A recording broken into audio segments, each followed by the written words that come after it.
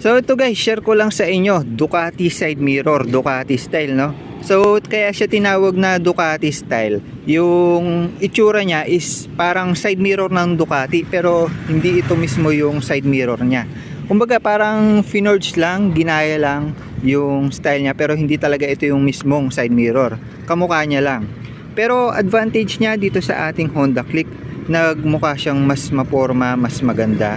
Dahil kung makikita nyo, patulis yung dito, patulis, ayan no, kagaya ng forma or yung hubog ng ating Honda Click na patulis talaga, sporty yung dating. At yan, kung makikita nyo, napakaganda ng forma yan, no? Parang ang aggressive, patusok siya, hindi tulad ng ating stock na medyo nakabaling pang ganyan, naka-curve, which is pangit, or hindi naman sinasabing pangit, parang hindi siya match sa ating Honda Click. So ito, aftermarket Ducati